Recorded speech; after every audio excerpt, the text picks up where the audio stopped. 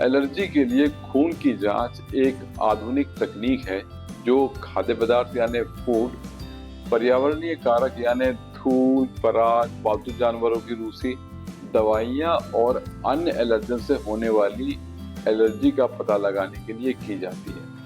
यह जांच विशिष्ट आईजीई एंटीबॉडी यानी इम्यूनोग्लोबुलिन ई को मापती है जो शरीर में एलर्जी पैदा करने वाले तत्वों के प्रति प्रतिक्रिया में बनता है, यानी आईजीई एंटीबॉडी एलर्जी में बनता है।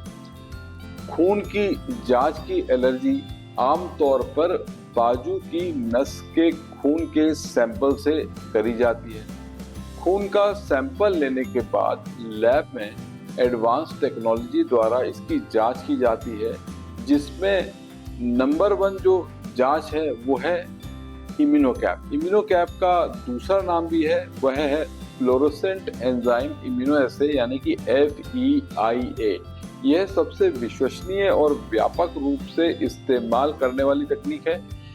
फ्लोरोसेंस तकनीक विशिष्ट आईजीई को पहचान करती है।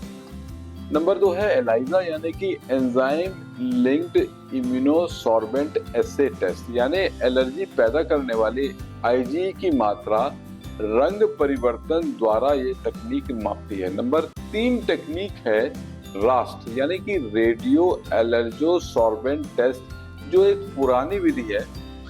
रेडियो थर्मिक पदार्थों द्वारा उपयोग करके एलर्जी की जांच की जाती है, लेकिन नई तकनीकों की वजह से यह अब बहुत कम उपयोग में आती है। खून की जांच बहुत सारे एलर्जन का पता लगाने के लिए की जाती है, जैसे खाद्य पदार्थ की एलर्जी यानी नट्स, दूध, अंडे, समुद्री भोजन, ग्लूटेन आदि। नंबर 2 है पर्यावरणीय एलर्जी यानी कि धूल, पराग, फफूंद, पालतू जानवरों की रूसी। नंबर 3 दवाइयों की एलर्जी यानी कि पेनिसिलिन दवाइयाँ, दर्द निवारक दवाइयाँ और एनेस्थीसिया की दवाइयाँ। नंबर 4 है कीट काटने की एलर्जी यानी कि मधुमक्खी के डंक और मच्छर के काटने की एलर्जी। अब सवाल मन में ये आता है कि क्या ये खून की एलर्जी की जांच विश्वसनीय है?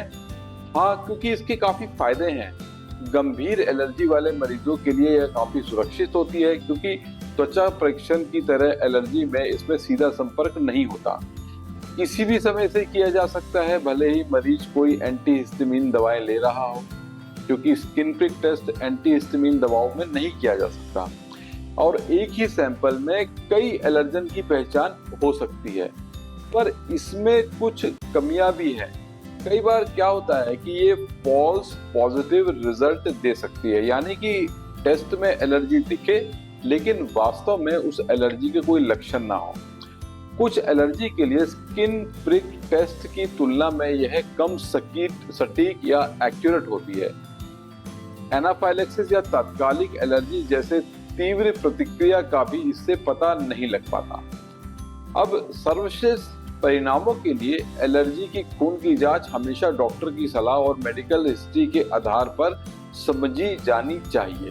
कभी कभी त्वचा परीक्षण यानी स्किन प्रिक एलर्जिक टेस्ट या ओरल फूड चैलेंज टेस्ट की भी जरूरत पड़ती है।